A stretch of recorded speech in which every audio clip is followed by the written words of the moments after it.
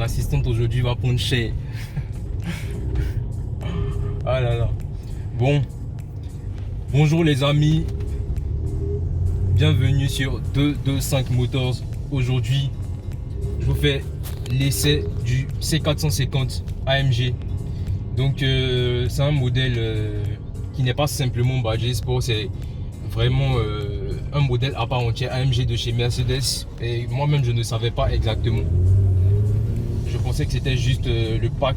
Mais apparemment, c'est un modèle de leur ligne qui s'appelle AMG Sport. Donc, c'est le C450 AMG Sport. D'ailleurs, c'est l'ancêtre, on va dire, ou bien celle-là même qui a donné naissance à la C43 AMG. Voilà, parce qu'à partir de 2017, Mercedes a décidé que ça faisait plus marketing d'appeler la C450 AMG Sport C43, ça faisait plus voilà, plus vendeur et tout. Donc qu'est-ce qu'ils ont fait? Ils ont pris la même voiture, ils ont rebadgé, ils ont juste changé la boîte. Au lieu de 7, ils ont mis 9 vitesses. Sinon pour le reste, les deux voitures sont identiques, elles développent les mêmes performances. Donc franchement, je ne savais pas. C'est grâce à cet essai là même que je me suis posé la question et voilà, que j'ai appris ça. Donc franchement, le C450 AMG est, je vais pas dire monstrueux, mais franchement il est présent, il est très présent. Voilà, il a le démon, franchement.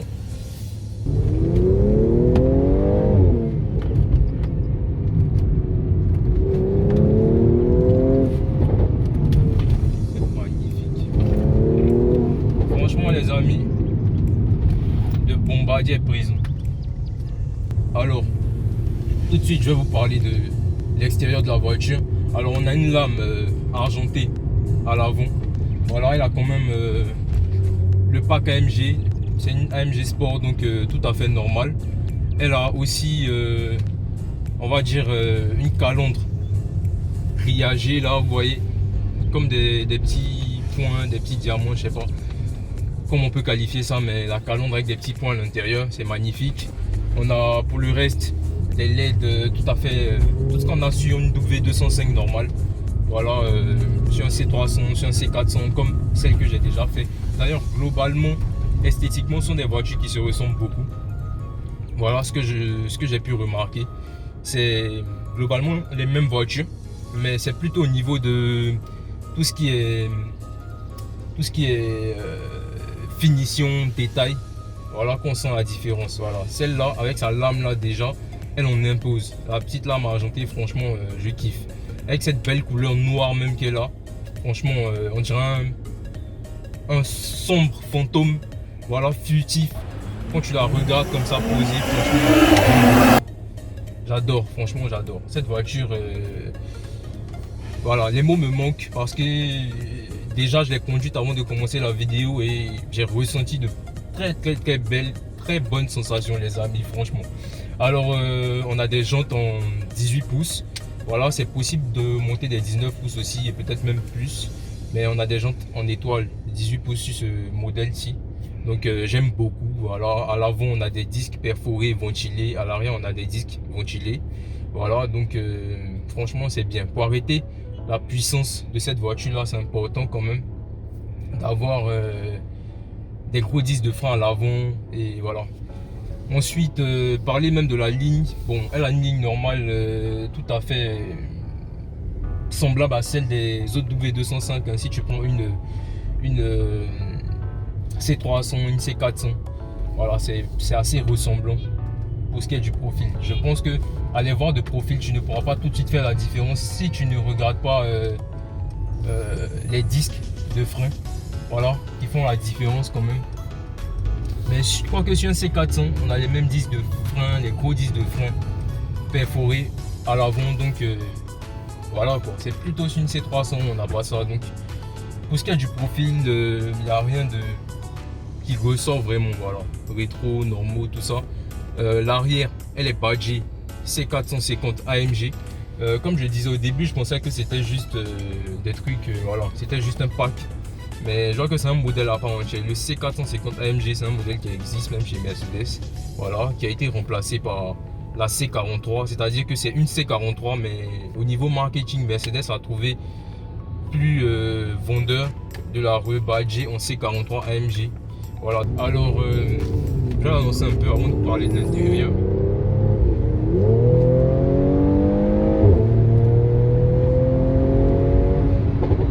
Vous entendez les retours, c'est magnifique les amis. Magnifique.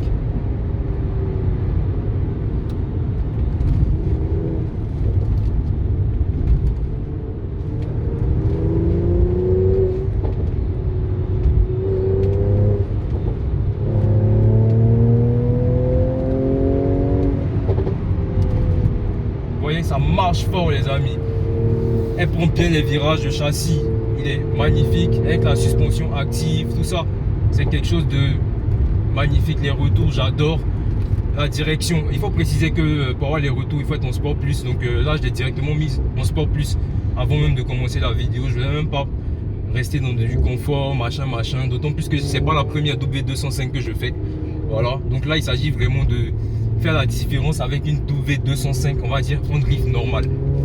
Donc voilà pourquoi je suis pas resté en mode, on va dire, confort normal pour...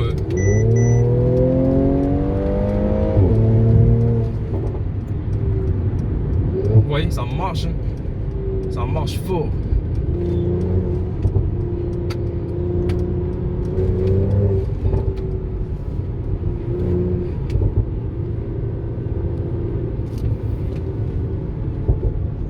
On a des retours. Franchement, c'est magnifique, les amis.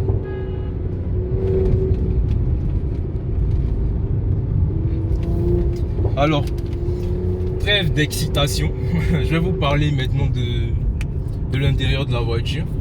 Alors, on a un volant 3 branches, bien sûr, chromé, machin, vous connaissez. Enfin, c'est l'intérieur d'un C400, comme du C400 que j'avais fait. Donc, pour tous ceux qui n'ont pas vu la vidéo, n'hésitez pas à aller revoir la vidéo. Et pour tous ceux qui ne sont pas encore abonnés, c'est le moment de le faire.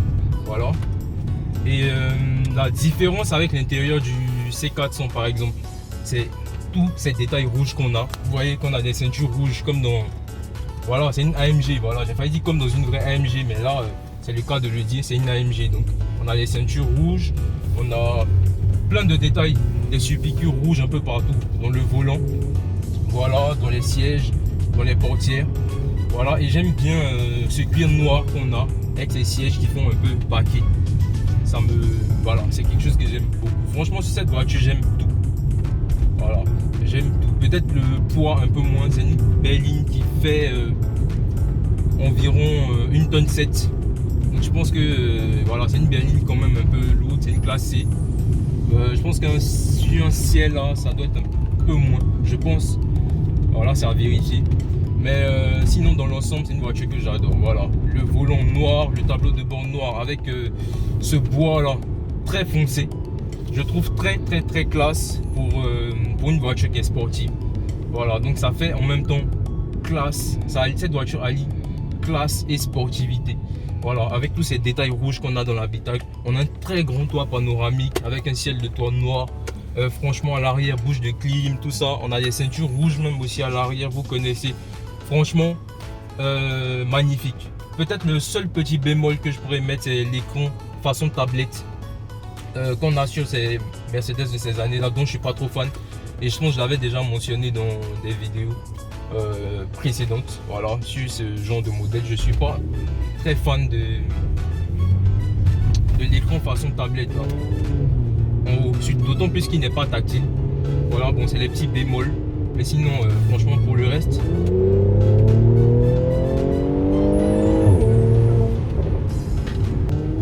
bon, là, je vais essayer de la lancer un peu, voir ce qu'elle a dans le ventre.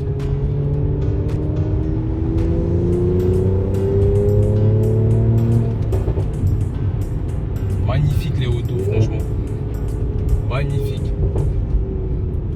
Pour le coffre, on a un peu moins de 500 litres, donc 480 litres exactement. Donc c'est quelque chose de pas mal, voilà. Assez spacieux pour une berline comme ça. Sous le capot, on a un V6 biturbo.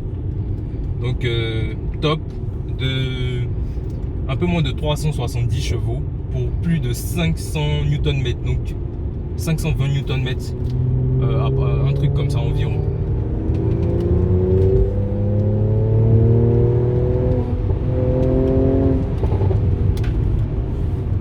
Le freinage pas mal, stable.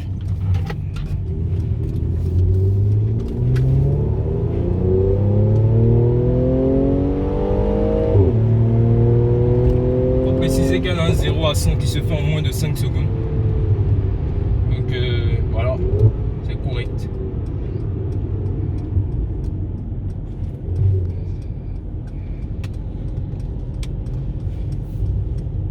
Alors, volant souple, suspension, je vais pas dire parfaite, mais bien. Voilà.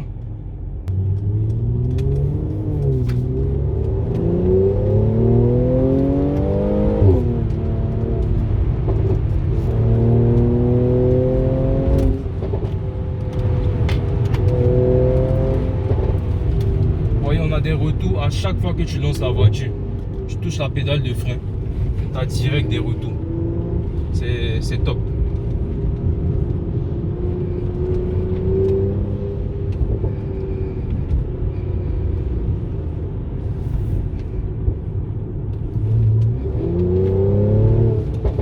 Vous entendez? Magnifique. Je vais essayer de baisser légèrement la vitre pour qu'on puisse entendre ça. Faut que je trouve un peu d'espace pour la lancer là.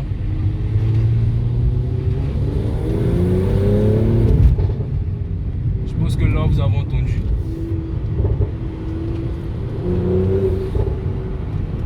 On Sport Plus, elle ne fait que crépiter. C'est magnifique. On a le son. Vous entendez? Magnifique les amis. Celle-là, je comprends pourquoi ils ont décidé de la rebadger C43. Parce qu'en vrai, ça ne servait à rien. Commercialement, ça allait faire un flop, je pense. D'avoir une C450 AMG Sport avec toutes les commodités, avec un V6 biturbo, tout ça. Pendant que sur un CLA 45, par exemple, AMG, on a toutes ces mêmes commodités là et c'est badgé carrément AMG. Je pense que c'est mieux, voilà, d'avoir rebadgé, c'est-à-dire que jusqu'en 2016 ces modèles là s'appelaient C450 AMG Sport et à partir de 2017 ils ont carrément sorti la même voiture en C43 AMG.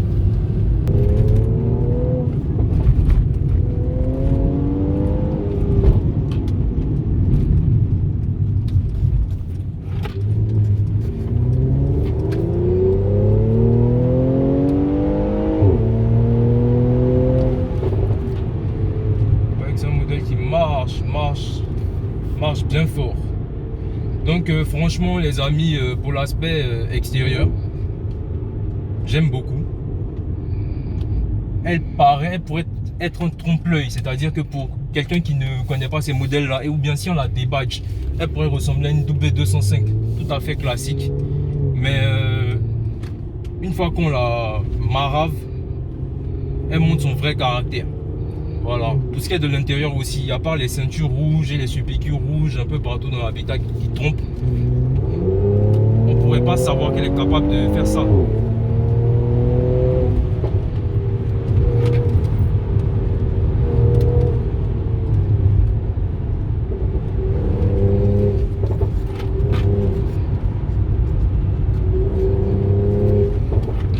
Avec le petit temps de latence des turbos, on peut jamais savoir exactement à quel moment la voiture va bondir quand on écrase la pédale. Donc il faut préciser, la prudence est recommandée avec ce genre de véhicule là.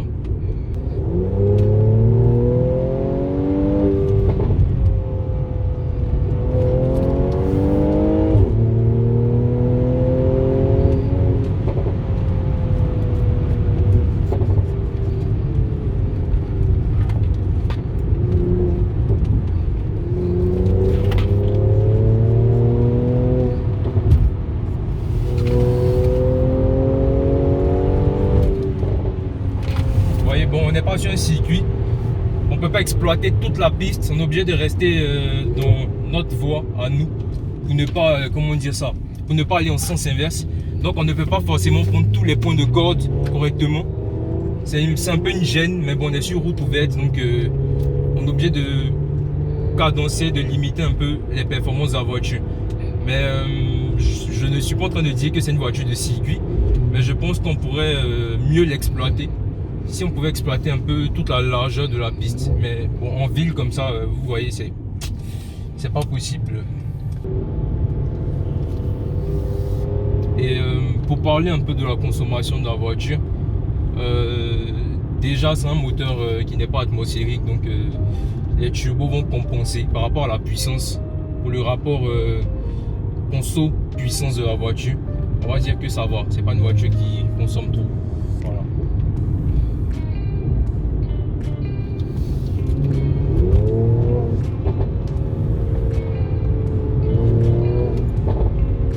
Le petit bémol peut-être que je pourrais dire concernant le pilotage dans des courbes un peu plus serrées, je sais pas si c'est dû à la latence du turbo et tout, mais on a le train avant par moment, c'est lié à la tendance sous-vireuse en fait.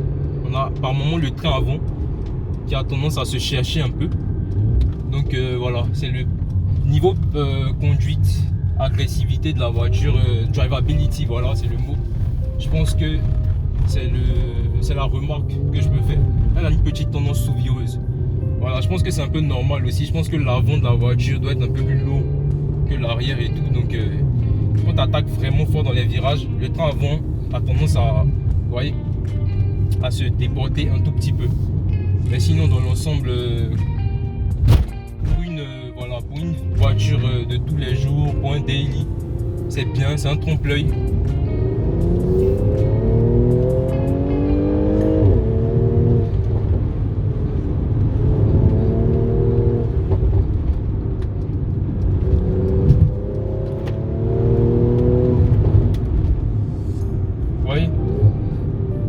Avec les petits P à chaque fois, donc franchement c'est top. Alors merci les amis pour tout le soutien que vous m'apportez. Je reçois vos messages et ça fait vraiment plaisir. Voilà, c'est important de soutenir comme ça. Voilà, c'est notre chaîne, c'est la chaîne des passionnés automobiles, voilà, ivoiriens. Donc voilà, c'est une chaîne qui, on va dire, nous représente un peu tous, donc ça fait vraiment plaisir d'être soutenu par ses frères ivoiriens, même si je reçois aussi beaucoup de soutien de ceux qui sont à l'extérieur et tout. Voilà, donc merci, continuez de vous abonner, de partager, et je vous dis à très bientôt pour une nouvelle vidéo et ciao.